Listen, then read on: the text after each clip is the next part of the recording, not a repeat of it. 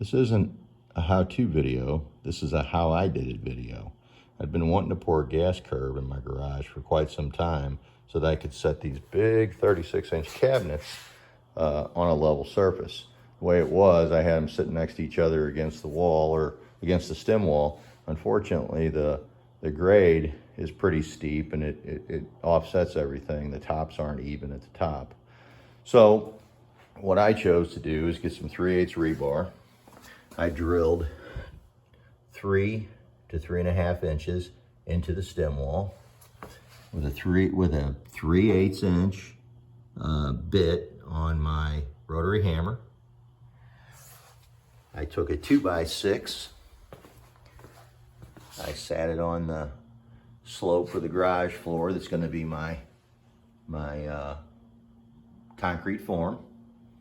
And then I used a level between the stem wall and the edge or the inside of the 2x6, so I had a level place to mark. I marked it in a couple places along the inside of the 2x6, snapped the line on the 2x6, and then I ripped the 2x6 on the angle that I had created by the chalk line. I then bored 3/8 inch rebar, bored 1.5 inch deep. I didn't want to bust through. I don't want to go into the underneath into the rock. Just 1.5 inches was all I needed to do.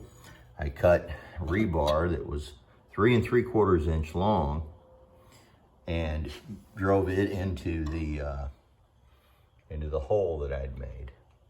And then I added my 3/8 inch rebar and I tied every intersection. But the biggest challenge is to hold the form in place. So I used tying wire. I tied it off on the rebar that can't move because it's pinned. And then I just drill a small hole in the form board. It comes through the form board, and then I will take a nail, twist it up in there, and it'll hold with the weight of the concrete against it. So each one has a tie wire that goes through the board, and it'll tie off. And then after it sets up and you use your edging tool, or I may even set some angle, prime and paint some angle and set it on that edge rather than just simply use an edging tool, and pull the form off once it's set enough, and then you can cut your wire off and reach in there a little bit with some side cutters and cut it off a little bit below the surface of the concrete, and then fix that with a little mix. So, or paint the whole thing and you never see it. I did use my diamond disc on my 4.5 inch angle grinder simply to take the shine off the floor.